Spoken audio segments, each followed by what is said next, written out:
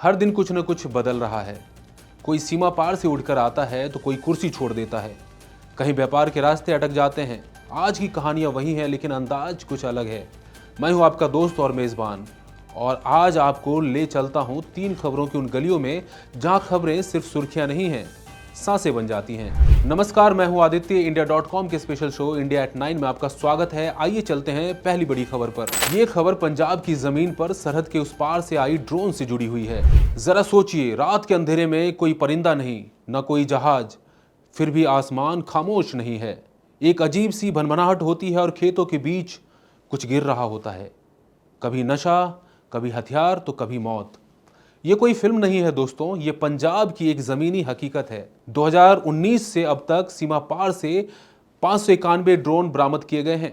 अकेले 2024 में 294 ड्रोन पकड़े गए हैं और इन ड्रोन के साथ 932 किलो हीरोइन, 263 पिस्तौल, 66 हैंड ग्रेनेड और 15 किलो RDX बरामद की गई है।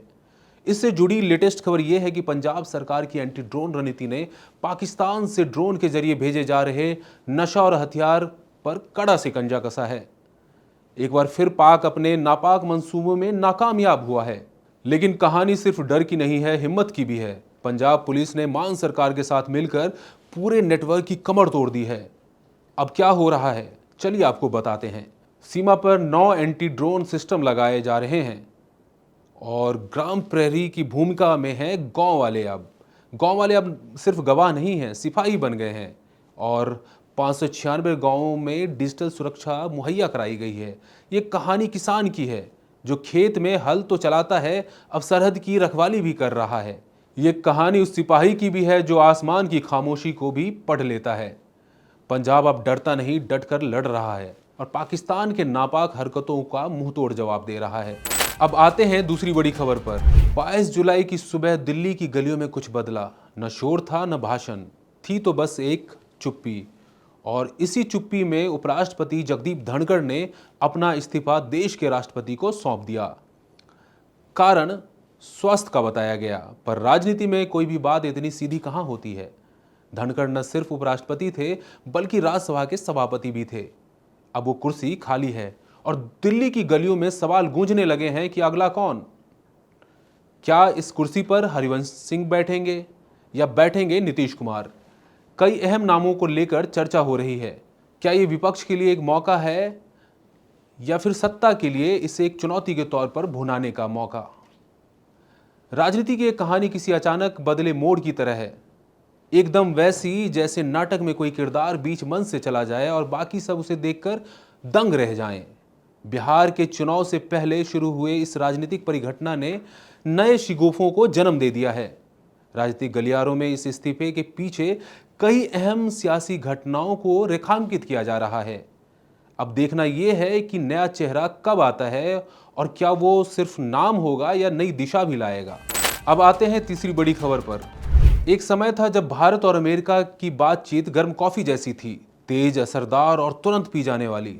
लेकिन अब लगता है जैसे ये कॉफ़ी ठंडी हो गई है। अब लोग सिर्फ कब घूरे जा रहे हैं। टैरिफ को लेकर 1 अगस्त की डेडलाइन है और उससे पहले जिस मिनी डील की बात हो रही थी वो अब अधर में ही लटक गई है। लेटेस्ट खबर यह है कि भारतीय डेलीगेशन अमेरिका से खाली हाथ लौटी है। ट्रेड डील पर बातचीत असफल रही है।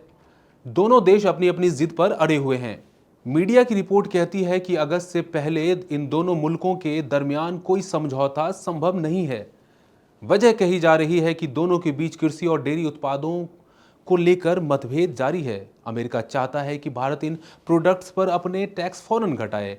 वहीं भारत कहता है, अरे ज़रा धीरे चलो। अब वार्ता सितंबर-अक्टूबर तक के लिए टल गई है। ये कहानी उस रिश्ते की भी है जो मजबूत भी है लेकिन जिद्दी भी है, जहां दोनों कहते हैं कि हम साथ हैं पर हर बार तारीख टल जाती है। तो दोस्तों, आज की 3 खबरें यही कहती हैं कि देश दुनिया चल रहा है कभी हथियारों की सरहद से, कभी राजनीति की कुर्सियों से और कभी अंतर्राष्ट्रीय रिश्तों की नज़ाकत से। खबरें सिर्फ घटनाएं नहीं होती हैं, वो आईना होती है कि हम किस दौर में जी रहे हैं। आज के इंडिया एट 9 में इतना ही। कल फिर मिलेंगे एक नई सुबह और एक नई कहानी के साथ। शुक्रिया।